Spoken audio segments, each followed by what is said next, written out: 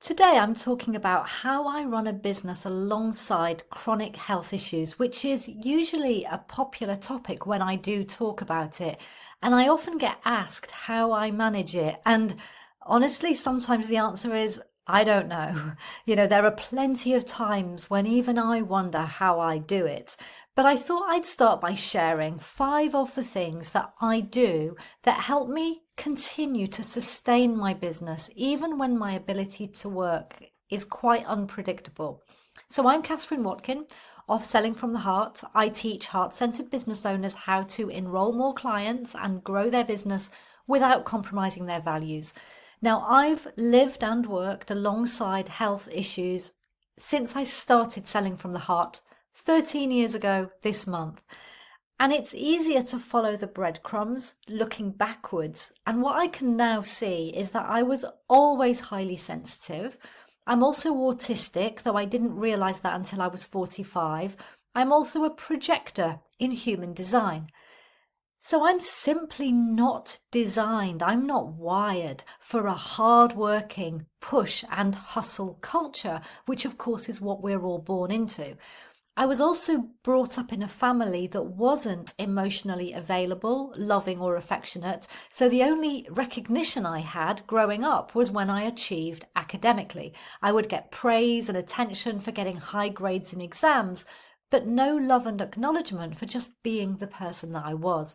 So of course I grew up with a huge drive to succeed because that was the only way I knew to get love.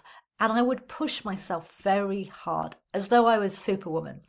And of course, I didn't understand these things about myself then, so I pushed myself to achieve to the point of burnout again and again and again because I didn't understand my sensitivities or my limits.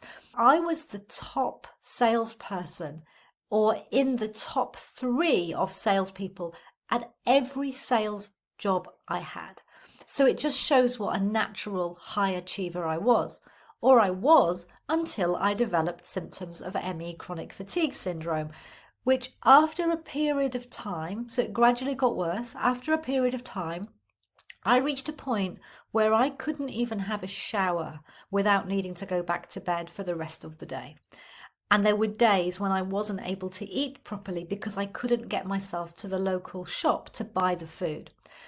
I did start to recover, and it took a while, but I recovered to the point where I was able to work again. Not too much, at my own pace. But when I did, I started selling from the heart, and I've balanced my health issues alongside the business ever since. So even now, 13 years on, since I started the business, I still don't have consistent energy. Some days I have a fair bit of energy and I can get a lot done. Some days all I can manage is very simple, basic admin tasks. Other days I am literally unable to work at all. I cannot count on being able to show up in the business from one day to the next. I can have a great day. I can go to bed full of ideas and a very clear plan for what's happening the next day. And then I wake up completely unable to work or function. And when that happens, it can last for anything from a couple of days to over a week. The most recent time, it was 2 full weeks before I really felt well again.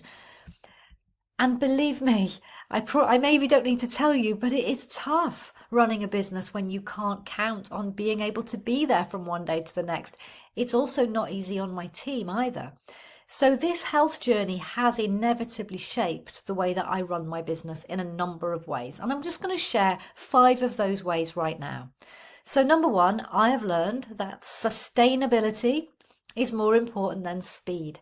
I go slow. I go surprisingly slow.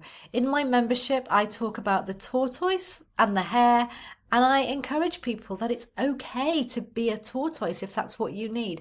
I'm a tortoise. I don't motor, I don't speed, I don't take on multiple projects at once. Instead, I see myself sort of plodding through my days and I tackle one thing after another. Number 2, I have a zero tolerance approach to stress. Now, of course, this doesn't mean I never get stressed or anxious. I am a human being just like everybody else. But on the whole, I try to refuse to get into high stress situations. And I will often slow myself down. I will consciously take on less because I remind myself that my health is more important than anything else. Of course, this means that I make a lot less money than I could if I had more fast-paced go, go, go in me. But I've learned the hard way that no amount of money will give me a quality of life if I'm just not well. Number 3, and quite importantly, I have very much simplified what I offer in order to make sure that my client delivery is sustainable for me and my small team. Because the more offers you have and the more levels of program you have, the more complexity you have in your business. So I have one membership, my Business from the Heart membership, and I have one course, my Get More Clients Saying Yes course. And sometimes I take on one-to-one clients, but only where I'm confident that I've got the capacity to deliver and do really good work with them. Number 4, I have the support of a team. Number 4, I have the support of a team. So I pay, compared to most businesses, a disproportionate amount of my business revenue on my team. And I often wonder what my accountant must think. He's never commented or queried it, but I do pay more than another similar business would pay on that support. But I do it because it's the team that mean I can run the business. So I would prefer to pay a larger proportion of my revenue to get the support than not have a business at all because I can't do it all on my own. Number 5, work in progress. I have let go, or I am letting go of the need for everything to be perfect. Now, this is not easy, particularly for somebody with autism. I've also learned to be honest with myself about realistically and reasonably what can I do and what can't I do, which doesn't mean I always get it right, of course. So I'm a work in progress, learning to be okay with not everything being perfect. Some of the imperfections and things that don't work smoothly in my business are things that, if I'm really honest, I do feel embarrassed. And every now and again, somebody new joins a program and they point it out, and I do feel it. But I have a choice.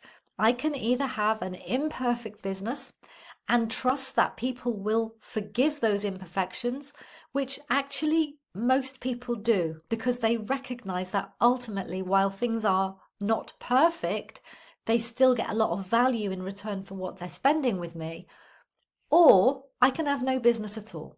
So I choose the imperfect business, even though it's not always comfortable. I've also only sort of learned to live with the frustration of not being more, in quotes, successful.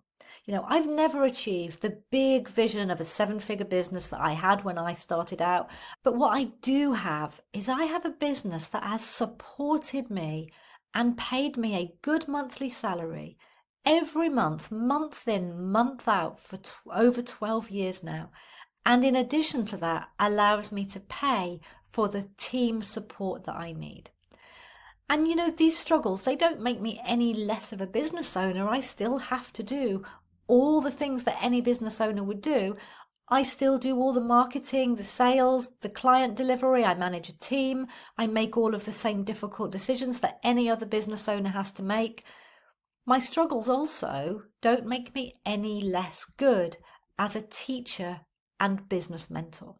And in fact, I believe they've made me better. I think I'm more compassionate, more flexible, and more versatile as a mentor. So if a client comes to me to say something doesn't work for them, I never jump to the conclusion and dismiss it as just a mindset issue. Now, sometimes when my clients are stuck, it is mindset. And when that's the case, I will coach them around it. But I never make that assumption. Instead, I respect why it might be a challenge to them. Are they neurodiverse? Do they have health issues? Are there other challenges with regards to the success they have when they're running their business? And I will work with them to help them adapt their business to work for them, their personality, their strengths, their weaknesses, and their life circumstances. Because you can thrive in business and take care of yourself. The two are not mutually exclusive, but you do have to consciously design that business to do it. Now, I know that there is a lot more I could say on this topic, so if you have got questions or anything you'd like me to talk about in more detail, do let me know in the comments below. And if you'd like to find out more about how I support my clients to create a business that really works for them, that is sustainable over the long term in the same way that my business has been for me, even if you are struggling with health issues or other life commitments that mean that you can't always put everything into your business, then you can sign up for an on-demand workshop called Create a Business You Can Fall in Love With and Stay in Love With, because that's what it's all about. And what I'll do is I will pop a link to that in the description just below this video. And if you found what I shared today valuable and you'd like to hear more from me, do hit the subscribe button.